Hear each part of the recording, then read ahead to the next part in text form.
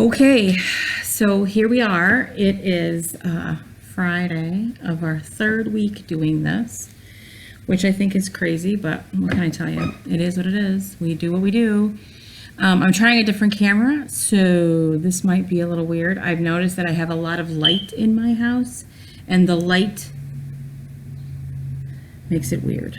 All right, so our first questions for this text. I'm so sorry that this was such a long story. I didn't mean for it to be a long story, but after I got it all done, I was like, holy crap, that's a long story. So our first question is one of these text-dependent questions where we read it and then we make a claim, and then we have to back that claim up with some evidence. So our first question is, which statement identifies the main theme of the short story?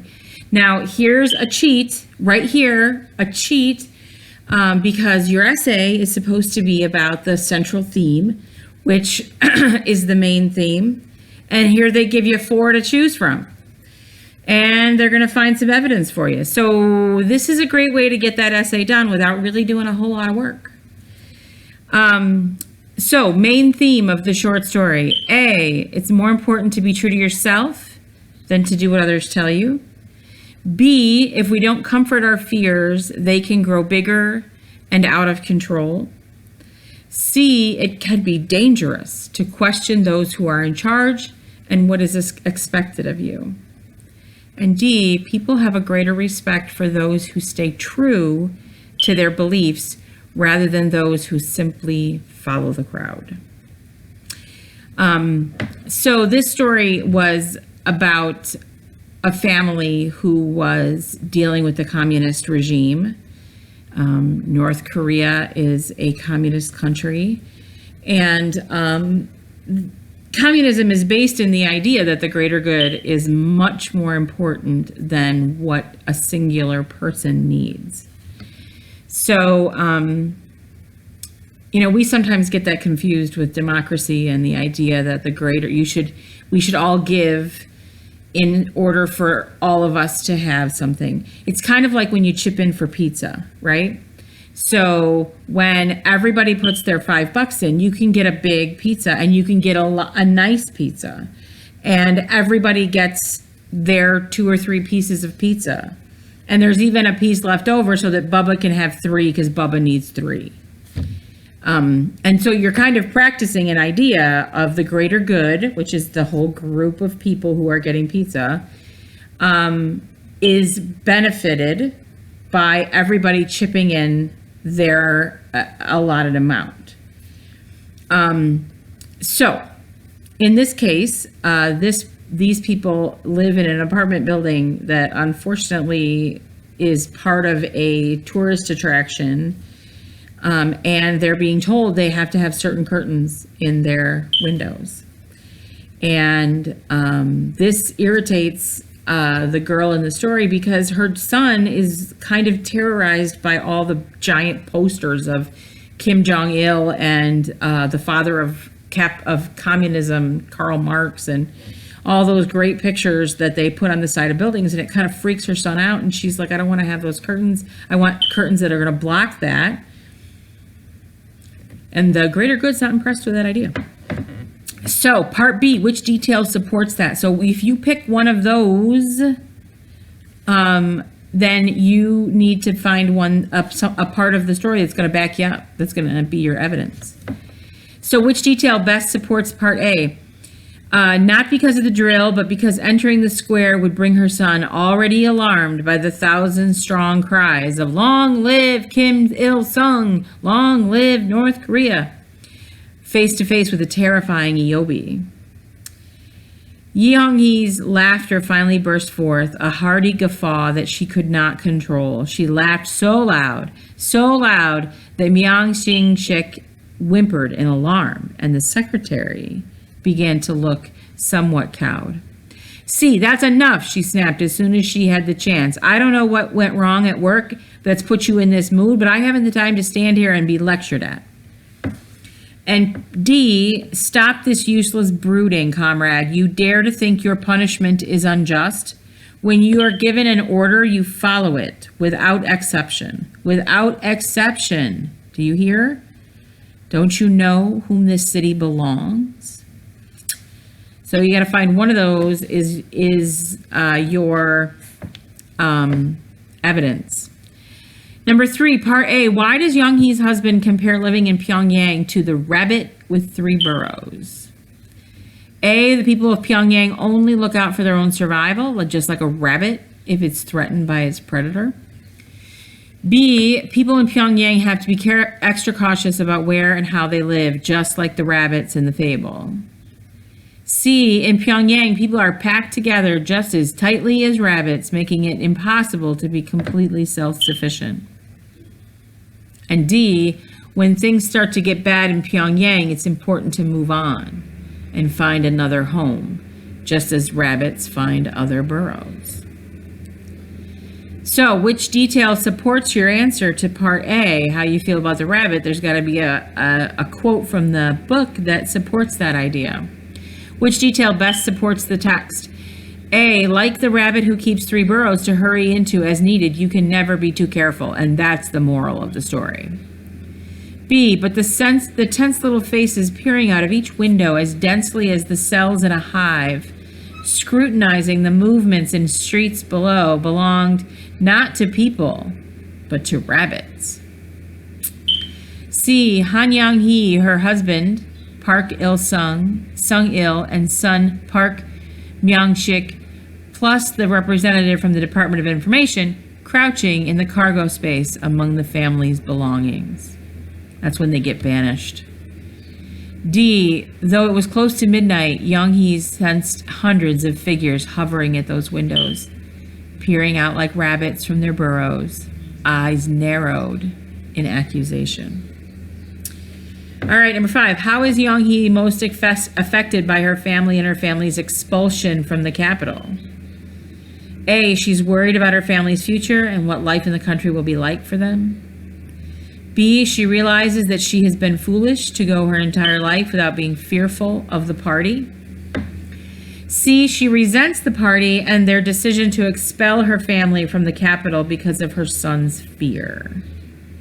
And D, she feels fear for the first time and realizes it is fear that drives the loyalty of her fellow citizens.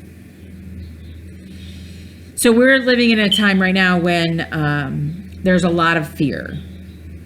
There's people who are fearful of other people and fearful of other people touching their stuff and fearful of a virus that can kill people, but it also can cripple the infrastructure of our society. So just like everybody chips in and gets pizza, we as taxpayers, we all chip in and we get a healthcare system. We chip in and we get, ambulance and fire and police officers, and we're all chipping in towards that pizza. Now, some of us will never eat the pizza. How do you like that? We won't really ever go to the hospital. We won't really ever get all that sick. We tend to not need police or fire all that much, kind of thing. But we still pay our part. Now, I myself pay my taxes because I like the idea that that stuff exists and that if I needed it, it's there. I mean, I need it a lot because I have, my body betrays me all the time and I have to go to the hospital and it's crazy and, But I appreciate that that's there for me, even though in this time, I might not ever need it or whatever. I do the same is true of my school taxes. I pay the school taxes because I appreciate that I want my people to be educated. I want them to be able to read and write and be able to think clearly and speak clearly and be able to make informed decisions. It's important. So now, here's the thing. There are other people who don't feel that way. And that's where we kind of rub, right? Is where people say that we shouldn't have to chip in for the pizza. Maybe the pizza should be free. or we shouldn't have to chip in the pizza for people who eat all the pizza, and then people who don't ever eat the pizza still have to pay. So these are the conversations that we have at a government level about what the government should do and what the government shouldn't do. So what's different about this deal is, why do the people do what they're told to do by the government? Do they do it because they think it's right? Do they do it because it's good for everybody else? Or do they do it because they're afraid? And Young-hee has never been afraid. She's always been a confident woman. She runs a store that, and she has a very prominent job, and she makes good money. Her husband is educated and he also makes good money, and they have a good life. Other than, the curtain issue, they have a great life here. And they've always done what they were supposed to do because they were supposed to do it. Now this curtain issue has now made it so that they have to leave their apartment and they have to go live out in the country, where she may not be able to get a job and her husband might not be able to get a job, and maybe the job that they get is inferior to what they had before. And so now she's afraid, and for the first time, fear is what's motivating her to do what she's doing. Now, there are people, and I've heard Governor Cuomo say this too, is that we need to operate out of, it's the right thing to do, and it's what's good for everybody. Not necessarily because out of fear, because you're afraid of what will happen. And so this is a great, to me, this is a good story to start to think about our motivations. Now, here's the thing. You guys are kids, and, adults do stuff, and they make the decisions a lot of times for you and that kind of thing. But, we want to be servants to the people in our life. And I think we want to look to what is right and what is good. And it's right and good to stay home. I hate it, but it's true. And it's right and good for our grandmas and grandpas, and it's right and good for our elderly neighbors, and it's right and good for the rest of the world, because not only old people get sick and die, but young people do, is to stay home. All right, so on our next story is, what does Iobi represent in this story? And I think we can all agree that Iobi is, to the little boy, he's like the boogeyman, right? They made up a monster in the closet, and his name is Iobi. In our world, it was the boogeyman, or the monster under the bed. I can't remember. Was Sully the monster in Monsters, Inc., who was the big blue monster in the closet? Number 7. How are the details of Young-hee's conversation with the party secretary important to the development of the plot? The details are held against her during the review. B, the details are reported back to her husband. C, the details reveal that she is really a spy, which she's like, a spy? Like, really? Like, we're going to have this conversation about curtains and I'm a spy? D, the details sadden the party secretary. And 8, how does Young-hee's perspective develop over the course of the story? If you remember, we talked about fear and how in the beginning of the story, she was a confident woman and she had her own stuff and she had her own act and she had her kid and she was doing a good job. And then in the end of the story, that's not who she was anymore. 9, how does the description of the weather leading up to National Day contribute to the mood of the passage? So if you remember, mood is like how the story feels. Does it feel creepy? Does it feel happy? Does it feel sad? Does it have a a wistful idea, like where people are talking about the past, or, and this writer uses the weather to develop the mood and to develop a feeling that, it's kind of dark and dreary and things aren't going the way, the path is starting to get cloudy. All right. So those are your multiple choice questions. And in my next video, we'll do the discussion questions. And then hopefully we'll have a video today of how to do the essay. I will have a how to do the essay video that you can watch. All right. So I'll see you in a little bit. It's better that I get to turn it off than for it to turn off on me. Hi, everybody. So I'm coming to you from the bookcase because, well, I got sick of that other view. So, all right. So the discussion questions for Specters go like this. And you can pick one to do. One. You don't have to do three. There's three, but you only have to pick one. All right. So the first one is, how do you think fear of the regime drives citizens' actions in North Korea? What happens to citizens if they obey or displease the regime? How is the way you interact or comment on the government different than what takes place in North Korea? So how is America different than North Korea? And if you lived downtown and even say it was a famous street, would the government tell you what curtains to use? And would they banish you if you didn't do it? You gotta think about that. All right, number 2.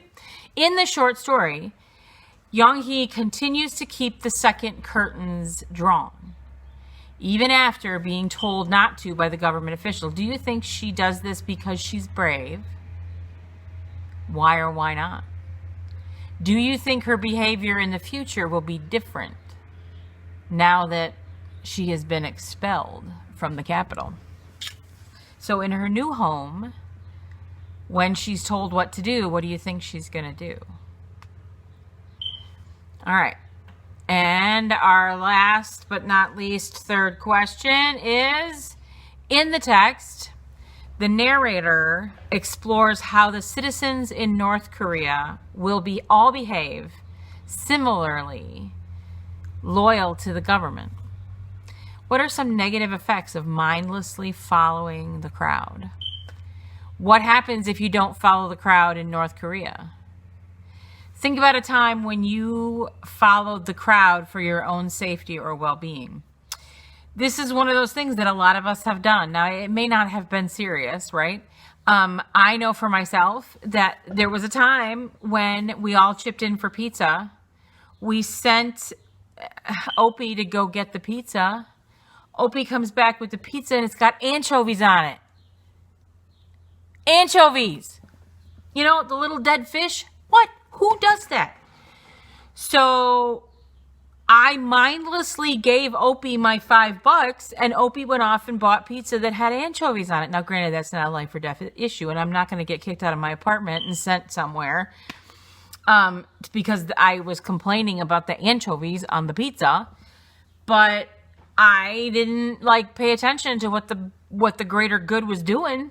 And I ended up with pizza that had anchovies on it. And I don't know if you've ever had pizza with anchovies on it, but even if you take the anchovies off, the pizza tastes like anchovies. So anyway, so those are your 3 questions, and all of them have a piece to them. They have a piece that is, here's what happened in the story. What was that about? And then their second piece is, where do you see this to be true in your own life? Does this sound like a mad quote to you? I'm thinking that this is a little bit like a mad quote, here's what they say. Where do you see this to be true? So if you ever wonder why I make you do the mad quotes, now you know. All right. So in my next video, we'll have some help on the writing assignment. Got to figure out how I'm going to do that. But anyway, so I will talk to you soon. Coming from a bookshelf near you.